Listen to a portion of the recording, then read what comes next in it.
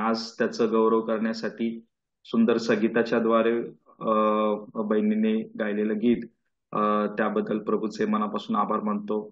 आणि प्रार्थनेच्या द्वारे आपण ही सुरुवात आपण आजच्या दिवसाची सुरुवात आपण करत आहोत. त्याबद्दल मी प्रभूचे मनापासून आभार मानतो. आजच्या मननाकरिता आपण मार्क याचा 4था अध्याय आणि त्याच्या 35 वचनापासून ते 41 वचन आपण वाचणार आहोत. मार्क याचा 4था अध्याय आणि वचन 35 ते 41 मी वाचतो. त्याच दिवशी संध्याकाळ झाल्यावर तो त्यांना म्हणाला, आपण पलीकडे जाऊया. तेव्हा लोक समुदाय दयाला सोडल्यावर तो मचव्यात होता तसाच ते त्याला घेऊन गेले. दुसरेही मचवे त्याच्याबरोबर होते. नंतर मोठे वादळ झाले व लाटा मचव्यावर अशा आदळत होत्या की तो पाण्याने भरू लागला. तो तर वरामारावर उशास घेऊन झोपी गेला होता. तेव्हा ते त्याला जागे करून म्हणाले, गुरुजी, आपण बुडत आहोत, तरी आपणाला काहीच वाटत नाही काय? तेव्हा त्याने उठून वाऱ्याला धमकाविले आणि समुद्राला म्हटले, उगा राहा, शांत हो. मग वारा पडला व अगदी निवांत झाले. नंतर तो त्यांना म्हणाला, तुम्ही इतके भित्रे कसे? तुम्हाला विश्वास कसा नाही? तेव्हा ते अतिशय घाबरले व एकमेकास म्हणू लागले, हा आहे तरी कोण? वारा व समुद्र हे देखील याचे ऐकतात. विशेष करून आपण वचन 39 वरती आपण लक्ष देणार आहोत. तेव्हा त्याने उठून वाऱ्याला धमकाविले आणि समुद्राला म्हटले, उगा राहा, शांत हो. मग वारा पडला व अगदी निवांत झाले. प्रियांनो, आम्हाला ठाऊक आहे की ह्या जगामध्ये शांती नाहीये. या जगामध्ये अशांतता आहे. आम्ही पाहतो की राष्ट्रांवरती उठत आहेत. एकमेकांवरती ते चढाई करत आहेत, लढाई करत आहेत. आम्ही आत्ताच पाहिलं की मागच्या आठवड्यामध्ये इस्रायलवरती इराणने हल्ला केला आणि इस्रायल ऑलरेडी पॅलेस्टाईन बरोबर युद्ध लढत आहे. आणि अशा परिस्थितीमध्ये पुन्हा एकदा आम्हाला पाहायला मिळतं की इराणने त्यांच्यावरती हल्ला केला. आणि रशिया आणि युक्रेनचं वॉर तर गेले 2-2.5 वर्षापासून चालूच आहे. आणि अशा परिस्थितीमध्ये आम्हाला पाहायला मिळतं, जर तुम्ही पाहिलं नायजेरिया या ठिकाणी, त्या ठिकाणी ख्रिस्ती लोकांचा पण बराच छळ होत आहे, अशांतता आहे. ख्रिस्ती लोकांना जवळजवळ असा रिपोर्ट आहे की ह्या वर्षाच्या जानेवारी पासून तर आतापर्यंत जवळजवळ 1 लाख ख्रिस्ती लोकांना त्या ठिकाणी मारण्यात आलेलं आहे. जे मेन स्ट्रीम मीडियामध्ये ते ही न्यूज नाहीये. आणि अशा परिस्थितीमध्ये आम्हाला पाहायला मिळतं की अशांतता कुठंच नाहीये. अशांतता आम्हाला राष्ट्रांमध्ये, जगामध्ये पाहायला मिळत नाही. पाहायला मिळते. अशांतता आम्हाला पाहायला मिळतं की समाजामध्ये नाही. आम्ही ज्या ठिकाणी राहतो तिथे समाजामध्ये अशांतता पसरलेली आहे. वादाचे विषय अनेक आम्हाला पाहायला मिळतात. आम्हाला पाहायला मिळतात कुटुंबामध्ये अशांतता आहे, शांती नाहीये. आम्हाला पाहायला मिळतं वैयक्तिक जीवनामध्ये शांती नाहीये. तर ही अशांतता किंवा जी शांती नाहीये ती अशा प्रकारे या संपूर्ण जगामध्ये पसरलेली आहे. राष्ट्रांमध्ये शांती नाहीये, जगामध्ये शांती नाहीये, समाजामध्ये शांती नाहीये, कुटुंबामध्ये शांती नाहीये, मनामध्ये शांती नाहीये. भाऊ बरोबर भांडत असतो, बहीण भावांचं भांडण असतं, आई वडिलांचं मुलांचं भांडण असतं, पती पत्नीचं भांडण असतं. आणि अशा प्रकारे अशांततेमध्ये प्रियांनो मनुष्य आहे. आणि आम्हाला पाहायला मिळतं की ही शांती जी आहे, ही शांती आम्हाला कशी प्राप्त होईल? ही शांती आम्हाला कुणापासून प्राप्त होईल? जर आम्ही विलापगीतच्या पुस्तकामध्ये जर आम्ही गेलो, विलापगीत याचं 3रा अध्याय, इर्मयाच्या नंतर विलापगीत आहे. इर्मयाच्या नंतर विलापगीत 3रा अध्याय आणि त्याचं 17वं वचन. तिथं असं म्हटलंय, तू माझ्या जीवाला शांतीपासून दूर ठेवले आहे. समृद्धीला मी पारखा झालो आहे. तू माझ्या जीवाला शांतीपासून दूर ठेवली आहे. शांती मनुष्यामध्ये नाहीये. तसंच एचकेल याचा 7वा अध्याय आणि 25व्या वर्षन जर आम्ही वाचलं तर त्या ठिकाणी पण आम्हाला पाहायला मिळतं. त्याचं पुढचंच पुस्तक आहे एचकेल 7 आणि 25. नाश येत आहे, ते शांती शोधतील, पण ती मुळी नसावायची. ते शांती शोधतील. बघा, देवाचं वचन पण आम्हाला सांगतं की मनुष्यामध्ये शांती नाहीये. परमेश्वराने मनुष्याला शांतीपासून दूर ठेवलेलं आहे आणि आम्हाला पाहायला मिळतं की ते शांतीचा शोध करतील, परंतु त्यांना सापडवायची नाही. का बरं ही परिस्थिती जगामध्ये पसरलेली आहे? का बरं ही परिस्थिती मनुष्याच्या जीवनामध्ये आलेली आहे? प्रियांनो, त्याचं कारण आम्हाला एक पाहायला मिळतं, पाप. पाप ह्या जगामध्ये शिरलं आणि पाप मनुष्यामध्ये आलं आणि मनुष्य शांती गमावून बसला. मेन कारण म्हणजे काय माहितीये का? मनुष्य देवाबरोबरची जी असलेली शांती आहे ती शांती तो हरवून बसला आणि ती शांती तो हरवल्यामुळे प्रियांनो संपूर्ण जगामध्ये अशांतता पसरलेली आम्हाला पाहायला मिळतं. बघा, आपण रोमकरास पत्र याचा 5वा अध्यायामध्ये आम्ही जर आलो, रोमकरास पत्र याचा 5वा अध्याय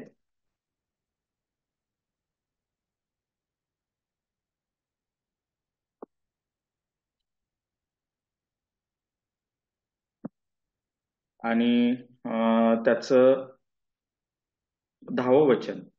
कारण आपण शत्रू असता देवाबरोबर त्याच्या पुत्राच्या मृत्यूद्वारे आपला समेट झाला आहे, तर आता समेट झालेला असता त्याच्या जीवनाने आपण विशेष करून तारले जाणार आहोत. काय होतो बरं? आपण परमेश्वराचे आम्ही काय होतो? शत्रू होतो. आणि ही शत्रुता असल्यामुळे पाप आमच्या जीवनामध्ये आहे. पाप आमच्या जीवनामध्ये असल्यामुळे आपण परमेश्वराचे शत्रू झालो आणि त्याच्यामुळे ही अशांतता मनुष्याच्या जीवनामध्ये झाली आहे. का बरं आपण परमेश्वराचे शत्रू आहोत? वचन 9 मध्ये त्या ठिकाणी आपल्याला पाहायला मिळतं, तर आता त्याच्या रक्ताने नीतिमान ठरविण्यात आल्यामुळे आपण विशेष करून त्याच्याद्वारे देवाच्या क्रोधापासून तारले जाणार आहोत. देवाचा क्रोध मनुष्यावरती आहे. पापामुळे देवाचा क्रोध मनुष्यावरती आहे आणि म्हणून आपण परमेश्वराचे काय आहोत? शत्रू आहोत.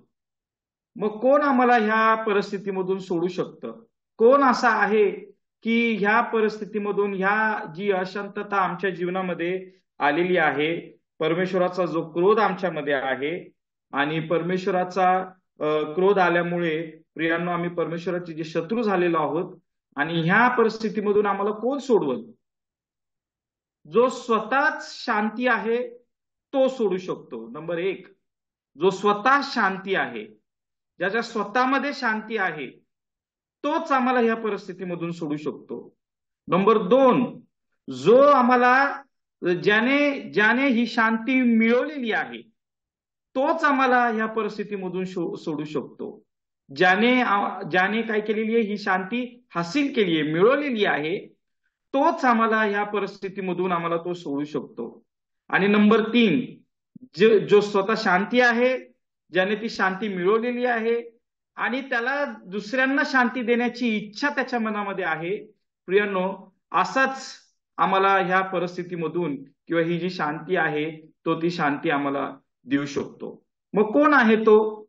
केवळ तोच आहे की ज्याच्यामध्ये शांती आहे, जो स्वतः शांती आहे, शांतीचा उगम तो आहे. कोण आहे तो? प्रियांनो, आम्हाला पाहायला मिळतो तो दुसरा तिसरा कोणी नाहीये, तो तुमचा आणि माझा कोण आहे? प्रभू आहे. बघा, तो स्वतः शांती आहे. आपण यशायाच्या 9व्या अध्यायामध्ये आम्ही जर गेलो तर त्यामध्ये आम्हाला हे वचन आम्हाला सर्वांना ठाऊक आहे. यशाया याचा 9वा अध्याय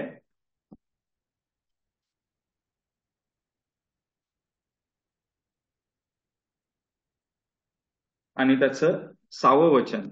कारण आम्हासाठी बाळ जन्मला आहे, आम्हास पुत्र दिला आहे, त्याच्या खांद्यावर सत्ता राहील, त्याला अद्भुत मंत्री, समर्थ देव, सनातन पिता, शांतीचा अधिपती म्हणतील.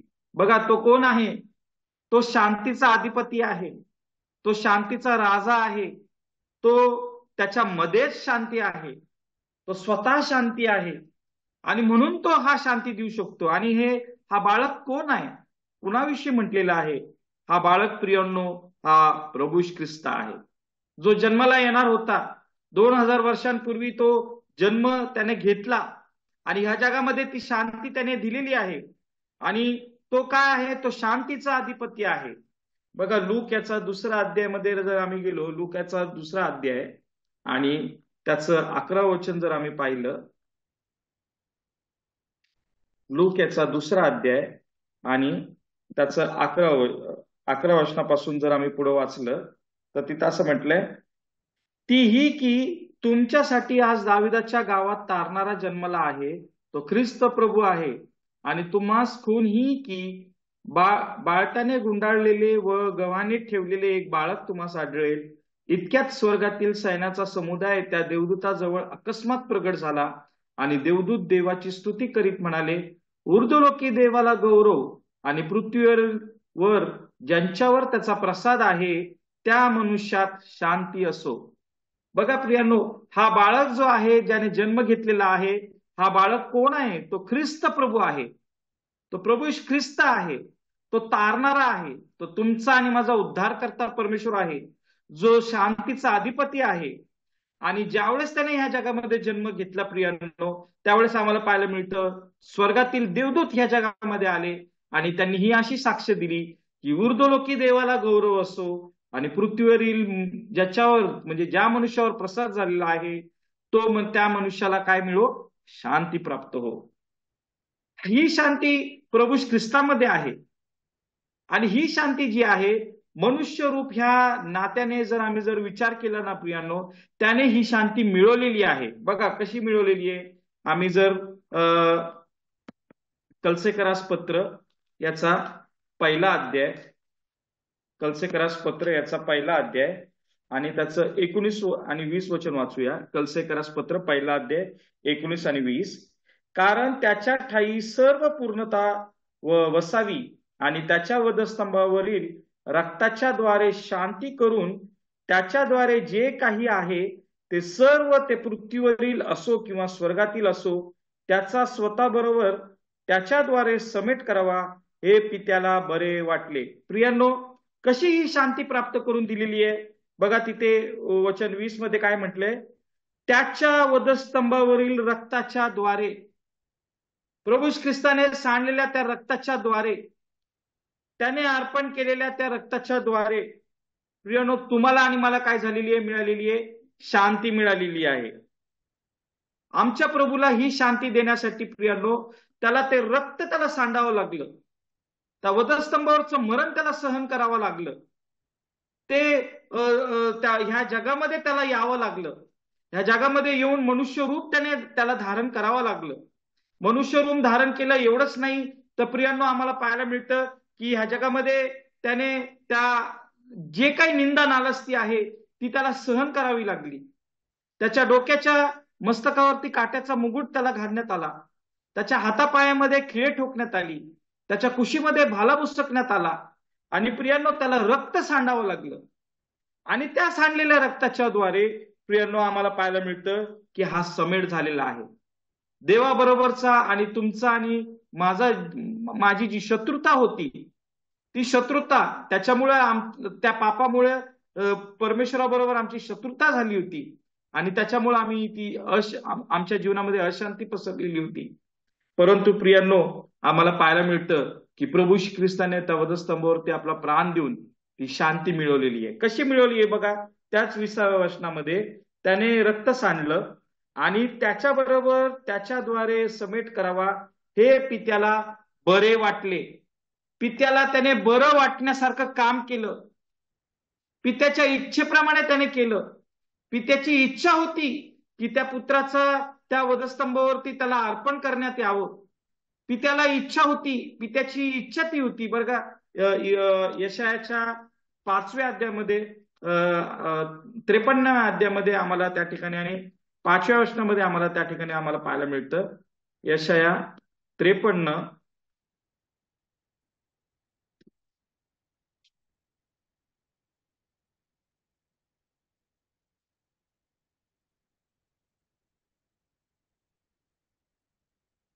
खरे पाहिले असता तो आमच्या अपराधांमुळे घायल झाला, आमच्या दुष्कर्मांमुळे ठेचला गेला, आम्हा शांती देणारी अशी शिक्षा त्यास झाली. त्याला बसलेल्या फटक्यांनी आम्हास आरोग्य प्राप्त झाले. प्रियांनो, तुम्हाला आणि मला शांती देण्यासाठी, तुम्हाला तुम्हाला तुम्हाला आणि मला बरं करण्यासाठी, परमेश्वराचा जो क्रोध आहे तो थांबण्यासाठी, प्रियांनो, परमेश्वराच्या मर्जीस आलं की त्याला ठेचावं, परमेश्वराच्या मर्जीस आलं की त्याला घायल करावं, परमेश्वराच्या मर्जीस आलं की त्याने रक्त सांडावं. आणि त्याने तसं करून पित्याला काय केलंय, बरं वाटावं असं त्याने केलं. पित्याला संतुष्ट केलं. इंग्लिशमध्ये म्हटले ही प्लीज द फादर. पित्याला काय केलंय, बरं वाटावं, त्याला संतुष्ट वाटावं असं त्याने आम्हाला पाहायला मिळतं, ते केलं. आणि म्हणून प्रियांनो, तुम्हाला आणि मला ही शांती प्राप्त झालेली आहे. जो स्वतः शांती आहे, ज्याच्यामध्ये शांती आहे, प्रियांनो, ज्यावेळेस या जगामध्ये प्रभू ख्रिस्त आला त्यावेळेस आम्हाला पाहायला मिळतं की त्याने एक शब्द काढला नाही. त्याने सर्व निमूटपणे सहन केलेलं आम्हाला पाहायला मिळतं. सर्व निंदा नालस्ती त्याने त्याने त्याने सहन केलेली आम्हाला पाहायला मिळते. का बरं केली? कारण का तो स्वतः शांतीचा अधिपती आहे. तो स्वतः त्याच्यामध्ये शांती आहे. असा आमचा प्रभू, त्याने काय केलं, आपलं रक्त सांडून, प्रियांनो, ते रक्त पित्याला सादर करून आम्हाला पाहायला मिळतं, पित्याला त्याने काय केलं, संतुष्ट केलं. पित्याला बरं वाटल असं त्याने केलं. पित्याची जी मर्जी होती, जी इच्छा होती, ती त्याने पूर्ण केलेली आम्हाला पाहायला मिळते. मग ही शांती त्याने दिली पण पाहिजे, ही शांती त्यांनी ऑफर पण केली पाहिजे. केली का त्याने ती शांती ऑफर आम्हाला दिली का? त्याने शांती मिळवली, परंतु त्याने ही शांती आम्हाला दिली का? बघा, योहानाचा 14वा अध्यायामध्ये आम्ही जाऊया. योहानाचा 14वा अध्याय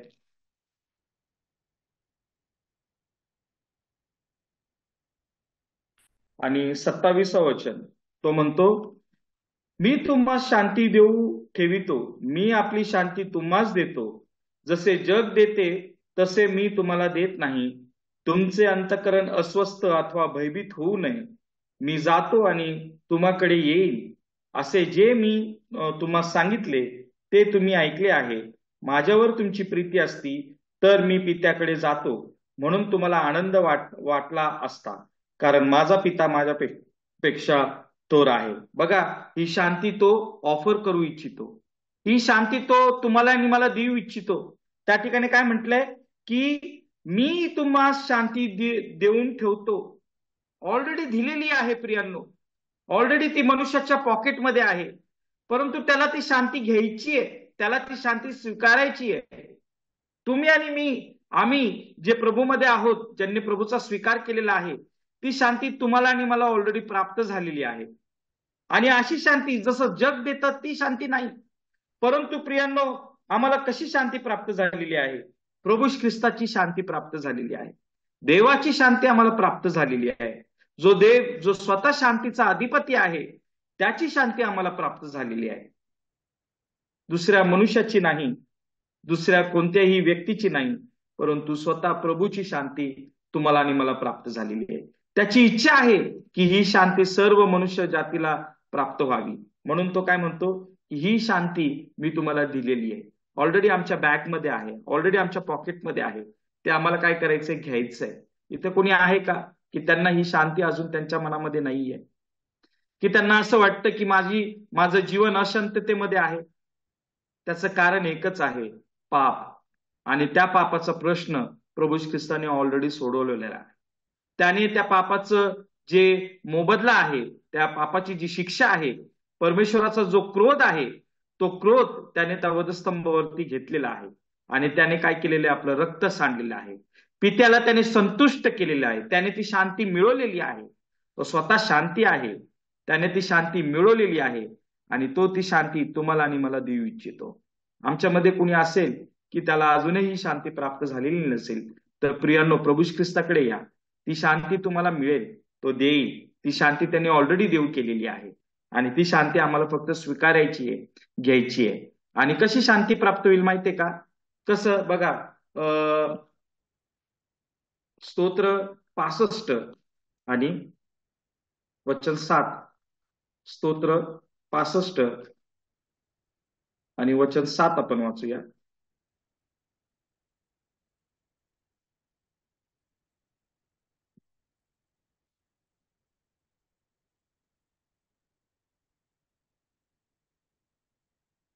तू समुद्राची गर्जना, त्यांच्या लाटांचा कल्लोळ व लोकांची दंगल शमवितोस. आमच्या आयुष्यामध्ये कुठला दंगल आहे का? आमच्या आयुष्यामध्ये कुठली अशांतता आहे का? आमच्या आयुष्यामध्ये समुद्राची गर्जना आहे का? आमचं आयुष्य अशांततेमध्ये चाललंय का? आमच्या पर्सनल वैयक्तिक जीवनामध्ये अशांतता आहे का? आमच्या कुटुंबामध्ये अशांतता आहे का? आमच्या समाजामध्ये अशांतता आहे का? आमच्या राष्ट्रांमध्ये अशांतता आहे का? प्रियांनो, तो शांती देणारा तो प्रभू आहे. तो ही समुद्राची जी गर्जना आहे शांत करणारा तो प्रभू आहे. तो ह्या लाटांचा जो कल्लोळ आहे ते थांबवणारा तो आहे. आणि म्हणून त्याने कसं केलं? त्याने त्या समुद्राला म्हटलं शांत राहा, उगा राहा. आणि त्या ठिकाणी आम्हाला पाहायला मिळतं की तो समुद्र शांत राहिला, उगा राहिला. तो समुद्र त्या ठिकाणी त्याने शांती प्राप्त केली. प्रियांनो, त्याची समुद्रावरती देखील आम्हाला पाहायला मिळतं, नेचरवरती देखील त्याचा अधिकार आहे, मनुष्यांवरती देखील त्याचा अधिकार आहे. जर तो त्या नेचरला, जर तो त्या प्रकृतीला तो जर शांत करू शकतो, तर प्रियांनो, तो तुमचं आणि माझं जीवन देखील तो शांत करू शकतो. आणि ही शांती आम्हाला ऑलरेडी त्याने देऊ केलेली आहे. आम्हाला ती स्वीकारायची आहे, त्याच्यावरती विश्वास ठेवायचा आहे. कोणी शांती देऊ शकतो?